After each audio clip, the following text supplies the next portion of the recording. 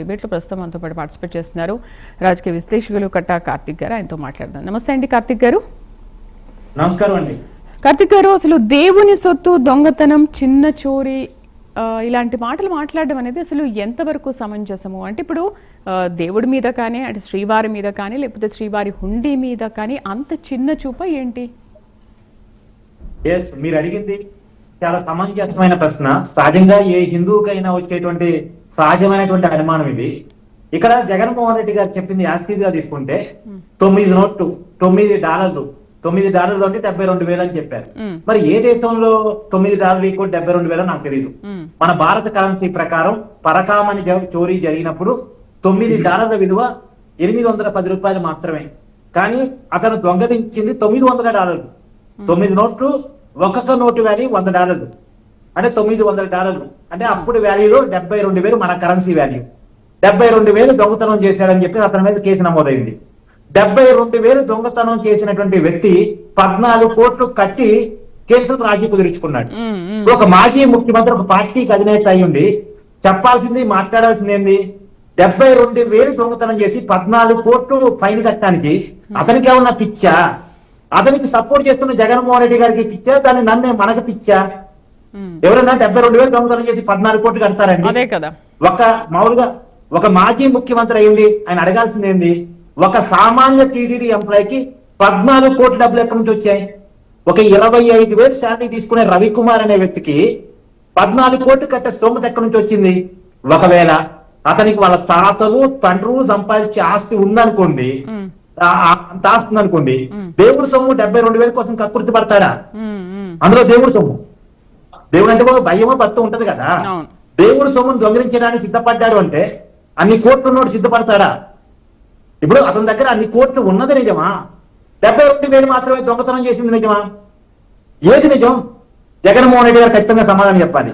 ఇప్పుడు 14 కోట్లు అతను రాజీ పట్టాలి డబ్బులు కట్టాడు అంటే అతను ఎంత దొంగతనం చేసి ఉంటాడు? ఈ మొత్తం డబ్బంతా దొంగతనం చేసిందేనా? ఇంకోటి, తిరుపతి దేవస్థానం నిబంధనలకు విరుద్ధంగా రాజీ కుదిరించారు. ఏంది? మామూలుగా అయితే ఒక ఆస్తిని మీరైనా నేనైనా దేవుడికి ఒక ఆస్తిని ఇవ్వాలి అంటే ముందుగా పేపర్ యాడ్ ఇవ్వాలి. మనం రాసిచ్చే ఆస్తి మనదే నిరూపించుకోవడానికి. దాని మీద ఎవరు అభ్యంతరాలు చెప్పకపోతే, ఎవరైనా అభ్యంతరాలు చెప్పారనుకోండి, కార్తీక్ గారు రాసిస్తున్న ఆస్తి కార్తీక్ గారికి కాదు, ఆయన వేరే వాళ్ళ ఆస్తిని తన ఆస్తిగా దేవుడికి రాసిస్తున్నాడు అని అభ్యంతరాలు పెట్టారనుకోండి, దాని మీద ఎంక్వైరీ నడవాలి. లేదు, పబ్లిక్ ప్రాపర్టీని తన ఆస్తిగా చూపించి కార్తీక్ గారు దేవుడికి రాసిస్తున్నాడు అని ఎవరైనా అభ్యంతరాలు వ్యక్తం చేశారనుకోండి, దాని మీద కూడా చర్చ నడవాలి, దాని మీద ఎంక్వైరీ నడవాలి. నా ఆస్తిని నాది అని నిరూపించుకున్న తర్వాత నేను దేవుడికి రాయాలి. ఎందుకంటే ఒక్కసారి దేవుడికి రాసిన తర్వాత లీగల్ ప్రాబ్లమ్స్ ఉండకూడదు. ఇది తిరుపతి దేవస్థానం నిబంధనలు చెప్తా ఉన్నాయి. ముందు పేపర్ యాడ్ ఇవ్వాలి, దానికి 1 మంత్ టైం తీసుకోవాలి. నిజానికి ఏప్రిల్ 29వ తారీఖు 2023 దొంగతనం జరిగితే తర్వాత మే 19న అతను రాజీ పట్టానికి అప్లికేషన్ పెట్టుకుంటే జూన్ 19వ తారీఖున టీడీడీ సమావేశంలో టేబుల్ అయింది ఆ విషయం. మరి అప్పుడు మధ్యలో 1 మంత్ ఉంది కదా, ఆ 1 మంత్ లో ఎందుకు పేపర్ యాడ్ ఇవ్వలేదు? ఎందుకు నిబంధనలు పాటించలేదు? పైగా ఆ రోజు టేబుల్ అయినప్పుడు టీడీడీ అనుకుంది ఏంటంటే టైం లేదు అని చెప్పేసి ఇమీడియట్ గా ఆస్తిని రాపించుకున్నారు. ఎవరికి టైం లేదు? భూమన కరుణాకర్ రెడ్డి గారికి టైం లేదా? ధర్మారెడ్డి గారికి టైం లేదా? వైవి సుబ్బారెడ్డి గారికి టైం లేదా? వాళ్ళ పైన ఉన్నటువంటి జగన్మోహన్ రెడ్డి గారికి టైం లేదా? దేవుడికి టైం లేదా? టైం లేకపోవడం అనే అంశం ఎక్కడి నుంచి వచ్చింది అసలు? అది అంటే నిబంధనలు కూడా పక్కన పెట్టి అంత ఆతృతగా ఆ 14 ఎకరాల మామిడి తోటని 14 కోట్ల విలువ చేసే దాన్ని రాపించుకోవడం ఏంటి? తర్వాత ఏం జరిగింది? ఆ 14 కోట్ల రూపాయల ఆస్తిని మన అప్పటి టీడీడీ బోర్డు చైర్మన్ గా ఉన్నటువంటి భూమన కరుణాకర్ రెడ్డి గారు లీజుకు తీసుకున్నారు. ముందు ఇతనేమో దేవస్థానానికి ఆస్తి రాశాడు, ఆ దేవస్థానం నుంచి టీడీడీ చైర్మన్ గా ఉన్నటువంటి భూమన కరుణాకర్ రెడ్డి గారు ఆ మామిడి తోటను లీజుకు తీసుకున్నారట. అంటే ఏం చేస్తుందో చూడండి. డైరెక్ట్ గా భూమన కరుణాకర్ రెడ్డి గారు ఆస్తిని రాపించుకోలేక దేవుడికి రాపించేసి తను తీసుకున్నాడా అనేటువంటిది ఇక్కడ మనం చర్చించాలి కదా. ఇది కదా పాయింట్. ఈ పాయింట్ వదిలేసి ఏదేదో మాట్లాడుకొస్తారేంటి? అంటే చిన్న చోరీ అనే పదం ఏంటి అసలు?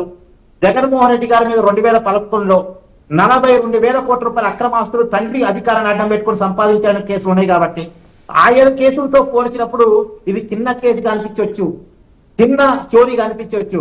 కానీ సగటు హిందూకి 14 కోట్ల రూపాయల దొంగతనం అనేటువంటిది, అందులో దొంగతో దేవుడికి రాజీ కుదిర్చడం అనేది చాలా పెద్ద విషయం. దేవుడి సొమ్ము దొంగతనం కాబట్టం అనేది అది రూపాయి అయినా 2 రూపాయలైనా చాలా పెద్ద విషయంగానే చూస్తారు. అందులో ఇక్కడ దొంగతనం కాబడింది కొన్ని కోట్ల రూపాయల ఆస్తి. ఎవరికి పిచ్చి ఉండదండి 72,000 దొంగతనం చేసి 14 కోట్లు రాసి ఇవ్వడానికి. అదే కదా సహజంగా ఆ 14 కోట్లు ఎలా వచ్చాయి అనేది ఇప్పుడు హైకోర్టు, ఇప్పుడు ఎవరండి ఎంక్వైరీ అయిపోయింది, ఆంధ్రప్రదేశ్ హైకోర్టు ఎంక్వైరీ చేయించింది. మొత్తం పరకామణి చోరీ మీద సిఐడి ఎంక్వైరీ, అతనికి ఆస్తులు ఎలా వచ్చాయి అన్న దాని మీద ఏసీబీ ఎంక్వైరీ. రెండు ఎంక్వైరీ జరుగుతున్నాయి. ఏమండి? అవును, 2 కేసులు నడుస్తున్నాయి హైకోర్టులో.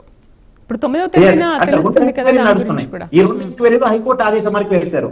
హైకోర్టు జడ్జి గారికి అనుమానం వచ్చింది, ఇంత ఆస్తి అక్కడికి ఎలా వచ్చింది అనేటువంటిది సమాజం మొత్తం అడుగుతుంది. కానీ జగన్మోహన్ రెడ్డి గారు మాత్రం ఆ విషయాన్ని దాచి చిన్న చోరీ అంటాడేంటి? ఒక 25,000 శాలరీ తీసుకునే రవికుమార్కి 14 కోట్ల ఆస్తిని దేవుడికి రాసినంత స్టామినా ఎక్కడి నుంచి వచ్చింది? ఆ 14 కోట్ల రూపాయలు ఎలా సంపాదించాడు? దేవుడికి ఆస్తి రాసిచ్చే ముందు ఆ 14 కోట్ల రూపాయల ఆస్తి అతనికి ఎలా వచ్చిందో మినిమం ఎంక్వైరీ ఎందుకని చేయలేదు? ఇది అసలు పాయింట్ వదిలేసి కొసరు పాయింట్ పట్టుకొని కేసు ఏమీ లేదని చెప్పే ప్రయత్నం.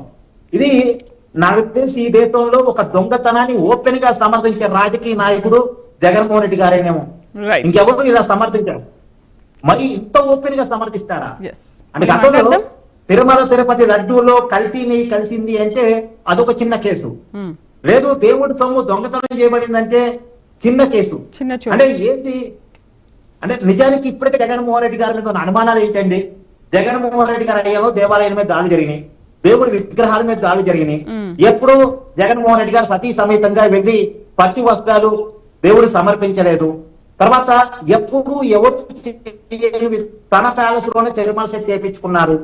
పైగా ఆ రోజు తిరుమల లడ్డూని జగన్మోహన్ రెడ్డి గారు సతీమణి గారు తీసుకోవడానికి ఇష్టపడలేక టిష్యూ పేపర్ లో పక్కన పెట్టారు. ఇదంతా హిందూ మతం అంటే ఇష్టం లేక చేసినటువంటి పని. ఇప్పుడు తిరుమల లడ్డూలో కల్తీనే కావచ్చు, ఇప్పుడు శ్రీవారి హుండీలో డబ్బులు దొంగతనం కావచ్చు, దాన్ని సమర్థించడం కావచ్చు.